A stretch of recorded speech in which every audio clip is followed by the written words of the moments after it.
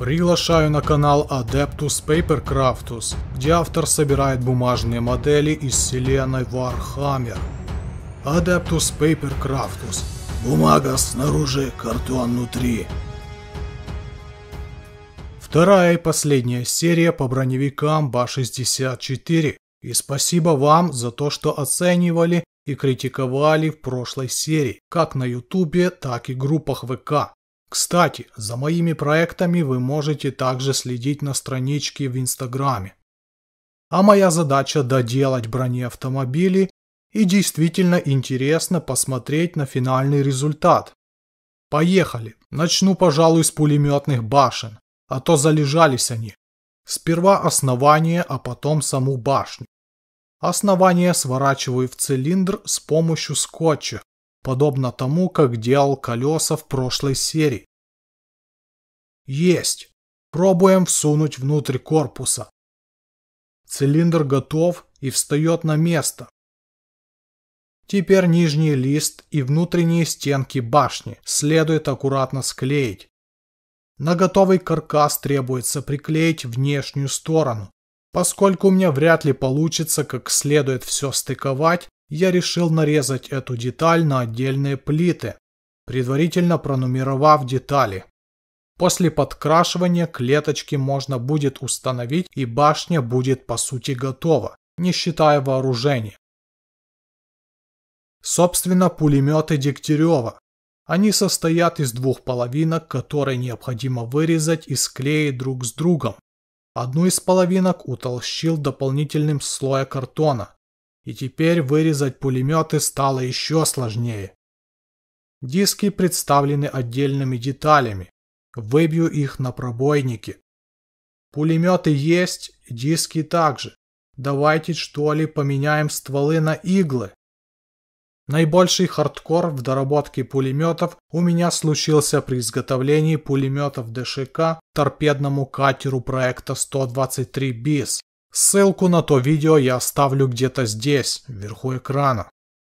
Так, стволики откусываю от иглы шприца и, держа в пассатижах, выравниваю торцы на маленьком надфиле. Приклеиваю к основанию пулемета. Такая же история с газовой трубкой. Здесь взял проволочку, предварительно сняв изоляцию.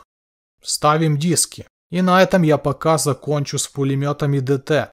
Может быть, под конец сборки и еще придет в голову что-нибудь по их доработке. И возвращаюсь к корпусу броневиков. Зияющие дыры во лбу корпуса мне уже порядком поднадоели, поэтому ставлю жалюзи. Здесь воспользуюсь теми детальками нарисованных жалюзей, которые я вырезал в начале сборки. Нашинкую на 4 ламели и вклею на свое законное место. Смотрится достойно. Теперь на одну мозолющую глаз вещь меньше. Пора сместиться к покрасочным работам. Первым делом подкрасить грани башен и плит, а также некоторую мелочевку, которую нарезал. Использую все ту же эмалевую зеленую вонючую краску. Теперь после занудной покраски самое приятное – приклеивание на место готовых деталек. Плиты ложатся на каркас башни отлично, и броневик все больше и больше обретает свой естественный вид. Пришло время гусеничной ленты.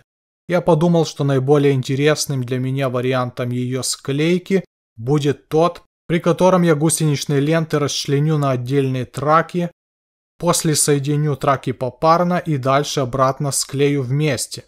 Мой коврик для резки заполонили детали траков. Ужасное зрелище.